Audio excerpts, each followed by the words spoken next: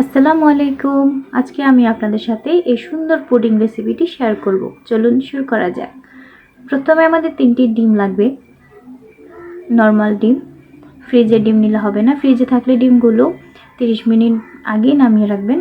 তারপর ডিমগুলোকে একটা হ্যান্ড মিক্সার দিয়ে ভালো করে এভাবে ফেটে নিতে হবে। আমি 1 কাপ চিনি নিয়ে নিয়েছি। আপনারা স্বাদ মতো নিয়ে নেবেন। যারা বেশি খান তারা একটু বেশি নেবেন। মিষ্টিটা আপনাদের উপরে ডিপেন্ড করে। তারপর আমি চিনিটা খুব ভালোভাবে মিক্স করে নেব। চিনিটা গলে যাওয়া পর্যন্ত আমরা ভালোভাবে নেড়ে-চেড়ে মিক্স করে নেব।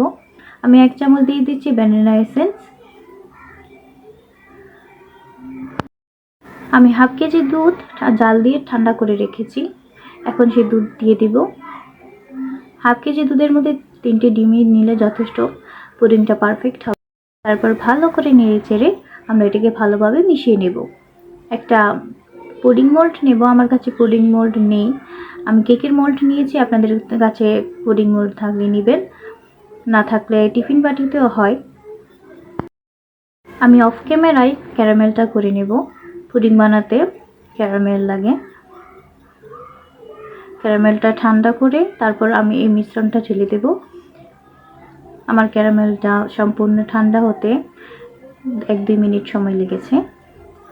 এখন আমি দুধের মিশ্রণটাই ক্যারামেলের উপর ঢেলে দেব।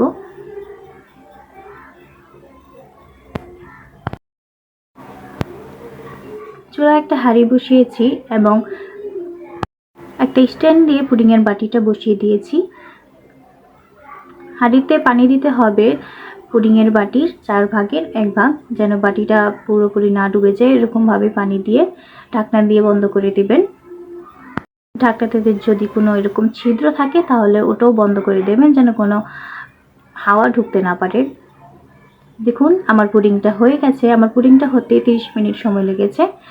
এই পুডিংটা হতে 25 থেকে 30 মিনিট সময় লাগে, আপনারা চেক করে নেবেন। আমি ঠান্ডা করে ফ্রিজে আধ ঘন্টার মতো রেখেছিলাম। এখন আমি মোল্ড আউট করে নিচ্ছি। দেখুন পুডিংটা কতটা পারফেক্ট হয়েছে। আমি আপনাদেরকে পুডিংটাকে কেটে দেখাচ্ছি। যদি আমার রেসিপিটি ভালো লাগে অবশ্যই পুডিংটা বানিয়ে দেখবেন। পুডিংটা দেখতে যেমন সুন্দর, খেতে তেমন মাশাআল্লাহ। সবাই ভালো থাকবেন। আল্লাহ হাফেজ।